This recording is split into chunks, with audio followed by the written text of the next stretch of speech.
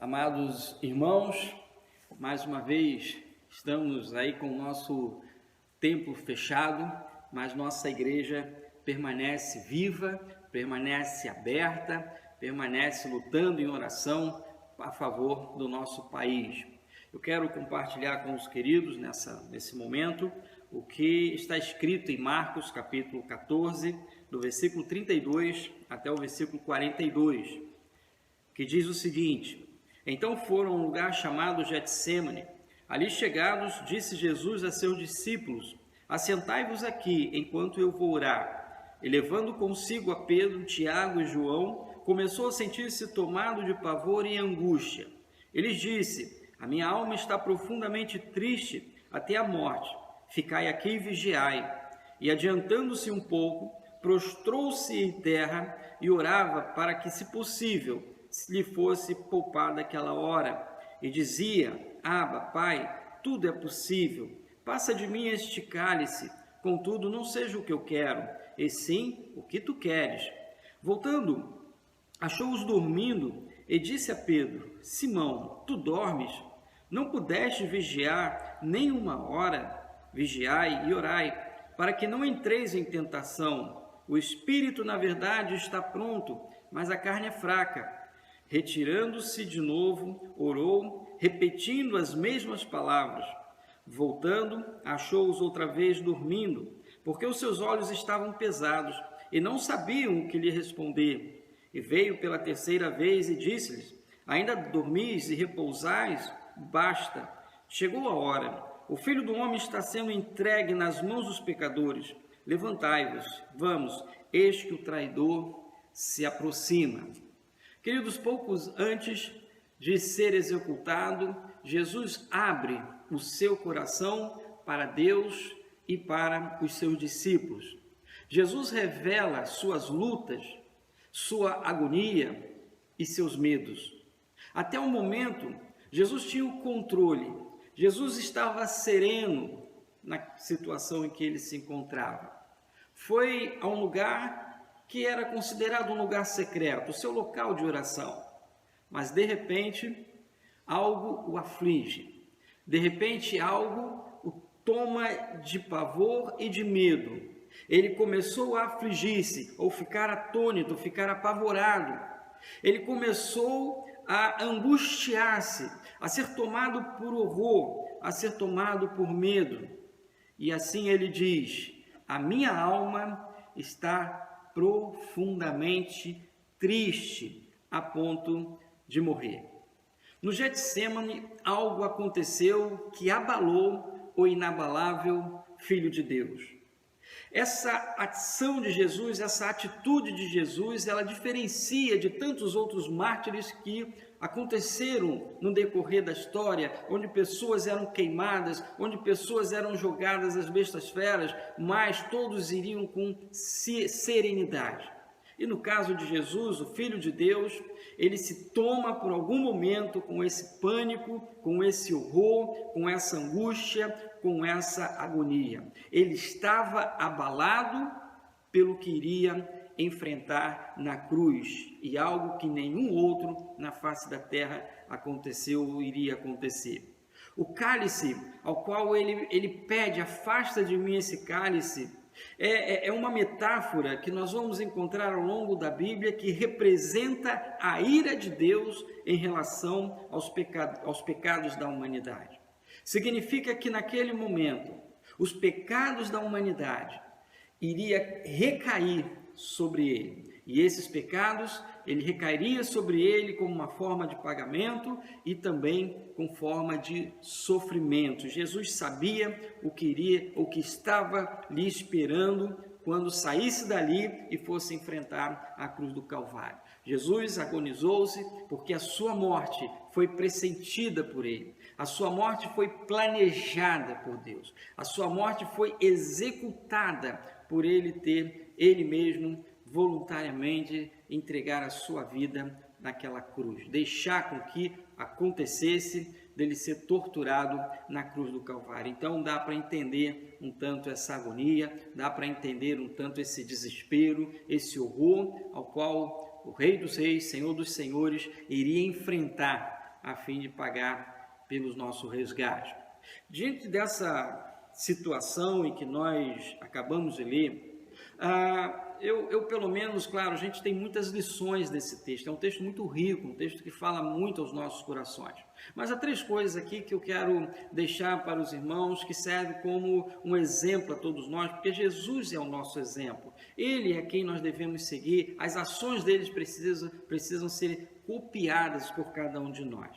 A primeira delas, é claro que, seja qual for o momento, na serenidade ou na angústia, nós devemos sempre buscar a Deus em oração.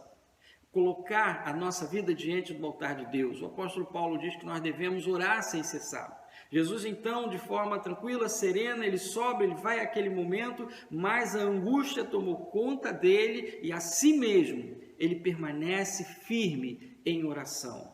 Portanto, a oração é o teu momento com Deus. A oração é o momento em que você revela as suas angústias diante do Senhor, diante de Deus Todo-Poderoso, Senhor dos Senhores.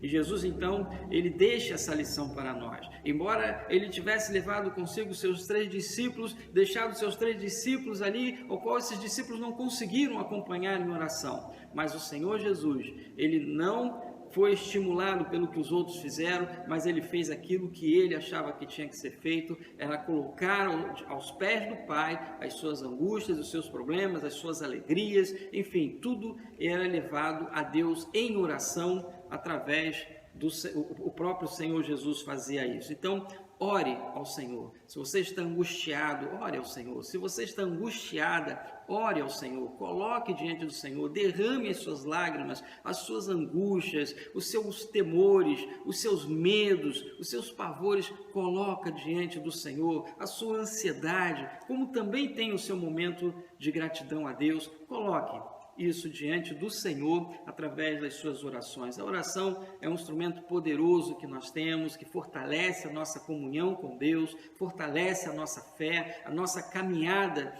nesse caminho que nós já iniciamos e que pretendemos ir até o final. Esse é o propósito de Deus para as nossas vidas. Portanto, enquanto estivermos aqui, ore a Deus, ore sem cessar. Coloque diante do Senhor a sua vida, a tua família, a sua igreja, a sua comunidade, enfim, não importa, ore e ore. E se você está angustiado, angustiada, tem os seus medos, ore, confie no Senhor.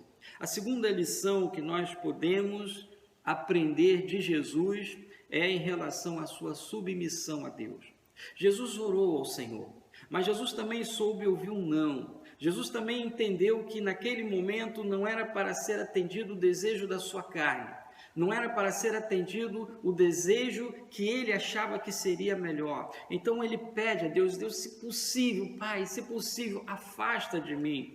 Olha, se é possível deixar com que eu não morra nesse momento, se é possível me livrar dessa tortura, dessas dores, desse momento que eu vou enfrentar.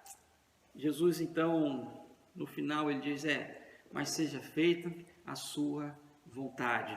Isso é o sinal de submissão a Deus. Não importa se nós vamos sofrer na carne, não importa se nós vamos ainda passar por alguns momentos de angústia, não importa o que vai acontecer com a nossa vida, mas quando nós confiamos no Senhor, quando nós confiamos em Deus, nós nos submetemos a Ele e dizemos, Deus, seja feita a tua vontade. Isso traz para nós uma tranquilidade, isso traz um acalento aos nossos corações.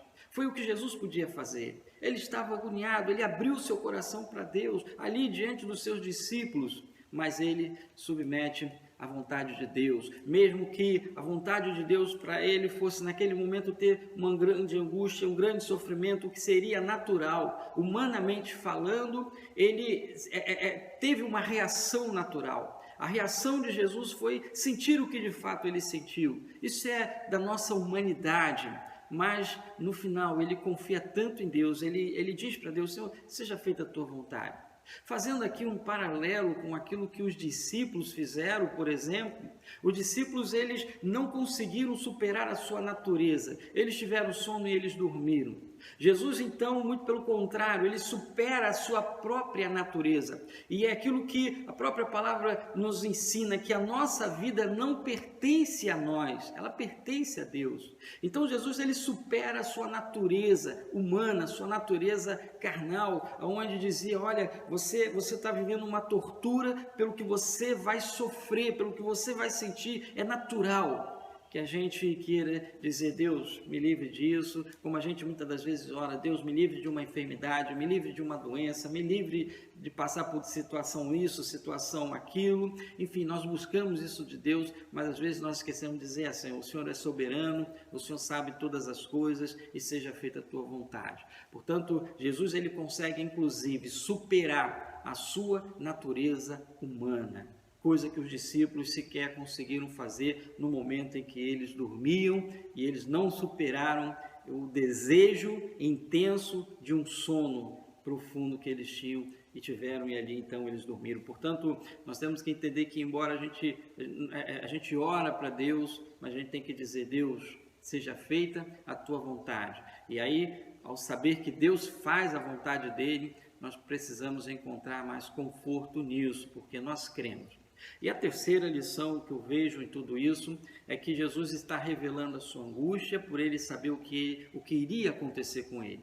Eu penso que pelo poder que há em Deus, ele poderia se livrar daquilo com um sopro de Deus, ou enfim, com algo poderia acontecer ali e nada disso Jesus passaria, mas iria ficar aí um vazio na história e nós, enquanto humanos, não seríamos resgatados pela graça, pela misericórdia de Deus. Então, esse foi o preço que Deus pagou. No entanto, essa lição é que a gente vê em Jesus o amor de Jesus pelos outros, né? Jesus, ele se submeteu à vontade de Deus, mesmo que isso lhe custaria um preço muito alto, mas ele fez isso em favor dos outros, em amor às outras pessoas. E essa é a lição que nós temos. Precisamos amar mais as outras pessoas, precisamos fazer mais pelos outros, precisamos contribuir mais com a sociedade quando nós nos colocamos à disposição para o serviço de Deus, porque o serviço de Deus evoca a servir a Deus e também a servir o próximo. A igreja é uma igreja aberta para servir, para praticar também as boas obras pela fé, crendo que essa é a vontade de Deus, crendo que esse é o desejo de Deus. E dessa forma a gente consegue ter uma vida mais tranquila, pacífica, quando você estar ali como um instrumento do Senhor para abençoar outras vidas, para abençoar outras pessoas. Nós devemos ser fonte de bênçãos para as outras pessoas. Jesus deu o maior exemplo de servir ao outro por amor. Quando ele resolve, ele se entrega naquela cruz, ele sabendo o que iria acontecer, ele sabia que seria pego naquele momento. Judas já estava ali levando os soldados para prendê-lo e assim então começar todo o seu processo de sofrimento físico, de sofrimento na carne. Portanto, isso é algo muito importante, porque o que Jesus estava, na verdade, sentindo naquele momento era muito mais do que uma dor física ou uma dor pela morte física. O que Jesus estava enfrentando naquele tormento era a dor da cruz, e ele fez isso por amor a outras pessoas. Então esse é o exemplo de fé, de prática que todos nós, enquanto servos de Deus, precisamos ter. E quando nós fazemos isso, eu sempre entendo que nós temos e passamos a ter um sentido para a nossa vida. Portanto, ore a Deus, seja submisso à vontade de Deus sobre a sua vida e viva para servir ao outro por amor ao outro. Que Deus assim nos abençoe e fiquem na paz.